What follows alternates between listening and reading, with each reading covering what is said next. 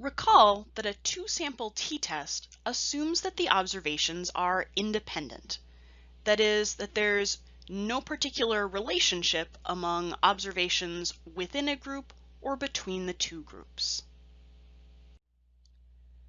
But some data sets have a natural pairing between the data values. For example, maybe we've measured the strength of the right and left hands of the same people. Or maybe we've had the same athletes run 100 meters twice, once wearing sneakers and once barefoot.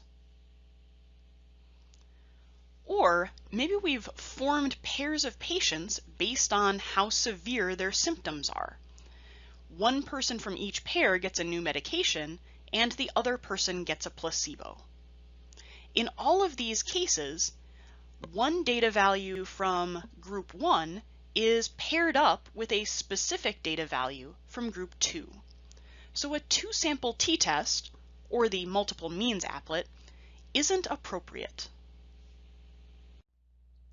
Let's try finding a simulation-based p-value to analyze the paired data for this research question. If a baseball player wants to run from home plate to second base quickly, is it better to take a narrow angle or a wide angle around first base? And you can see in the diagram what we mean by a narrow angle versus a wide angle. In this study, there were 22 baseball players, and each player ran both a narrow angle and a wide angle in a random order to prevent the order of the angles from being a confounding variable. And the researchers recorded each person's time in seconds to run from home plate to second base using each of the two angles. Here's what the data set looks like. For each person, we have the time it took them to run the narrow angle and the wide angle. We can think about creating an additional column or an additional variable that represents the difference in times, narrow minus wide, for each person. Our chance model is that the angle, narrow versus wide, doesn't matter, and any difference in times for each person is just due to chance, just because running the exact same race 2 times, you're not going to get exactly the same length of time each time you run it. That corresponds to a null hypothesis that mu sub d equals 0, where mu sub d is the long run mean of the differences, narrow minus wide. In other words, we're thinking about taking narrow minus wide to find the difference for every person in the population, not just these 22 baseball players, but say every baseball player. And then we take the mean.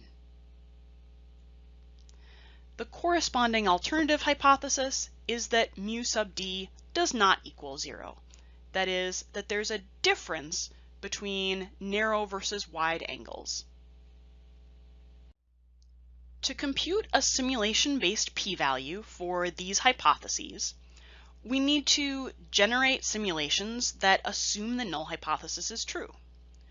Well, if the null hypothesis is true, then it doesn't matter which time is from the narrow angle versus the wide angle for each person.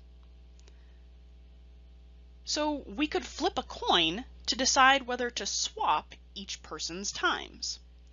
For example, maybe on the first simulation, we flip heads for the first subject, so we decide to swap their narrow and wide times. We flip tails for the second person, so we keep their times the same. We flip heads for the third person, so we swap their times, and so on. So here I am in the matched pairs applet, and the base running data is actually the default data in this applet. So we can just use the data that's already in there. Up here at the top, we see the original data. The red dots represent times that people took to run the narrow angle, and the blue dots represent times that people took to run the wide angle. And the gray lines connect data values that come from the same person, data values that are paired. So you can see that this kind of makes sense. The fastest person, the one with the lowest times, was the fastest for both the narrow and the wide angle. And the slowest person, the one with the largest times, was the slowest for both the narrow and the wide angle. Below this is the graph of the differences. So this is taking the difference between the red dot and the blue dot in every gray line pair. Now we can click the box that says randomize. And let's randomize this one time. So it's flipping coins to decide whether to swap the values. And here, it decided to swap the values for the first person and the second person, but leave the values for the third person alone. So for each of these, it's showing us that person's value of the narrow time and the wide time, and then their difference in times. We can see that in the graphs with the top row being the graph of the simulated narrow times and the bottom row being the simulated wide times, where the colors, red or blue, are corresponding to what the values were originally before we randomized the order of the data. That gives us a new graph of the differences between narrow versus wide. And down below, we've graphed the mean of those differences. So this is X bar, the sample mean of the differences between narrow versus wide for this simulation. So let's go ahead and do that 999 more times.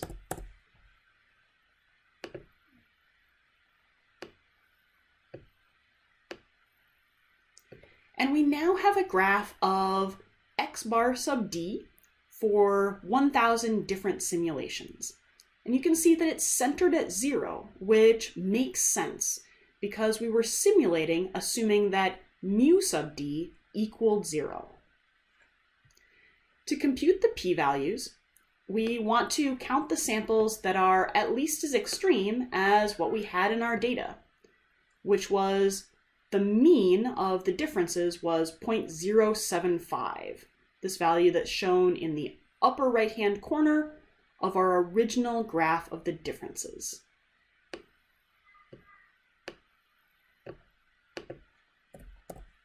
So we want to count the samples that are at least as extreme as 0.075. And because our alternative hypothesis was two-sided here, we want to count the samples that are beyond 0.075. So that means greater than or equal to 0.075 or less than or equal to negative 0.075. That gives us a total of 3 out of 1,000 simulations. So our p-value is 0.003. Our p-value was less than 0.01, so our conclusion is there is very strong evidence that baseball players take different amounts of time, on average, when running a narrow angle compared to a wide angle from home plate to second base. In this study, the baseball players ran the angles in a random order, so we can conclude that there's a cause and effect relationship here, not just an association. In other words, there is very strong evidence that running a narrow angle causes people to take a different average amount of time than running a wide angle. But in this study, we don't really have enough information to decide what population we can generalize to. It's not clear whether these 22 players were randomly selected from the population of all baseball players, or whether they're a convenient sample from some other subset of the population. One of the big advantages of a paired design is that it reduces the variability in the data. We can see this in the applet by looking at the standard deviations. The standard deviations of the raw data, the times it took people to run the narrow and the wide angle, were 0.26 and 0.273. But after we subtract the narrow times minus the wide times, the standard deviation of the differences was just 0.088. That's a lot smaller of a standard deviation. And recall that for a quantitative variable, a smaller standard deviation tends to give stronger evidence against the null hypothesis. So a smaller amount of variability is a good thing. What would have happened if we had mistakenly analyzed this dataset as two independent groups using the multiple means applet or a two-sample t-test? Well, you can try it for yourself. What would have happened would have been we would have had more variability in the data, higher standard deviations, and that would have given us a lower strength of evidence against the null hypothesis. So we would have gotten a higher p-value than the correct p-value we got by using the correct matched pairs applet.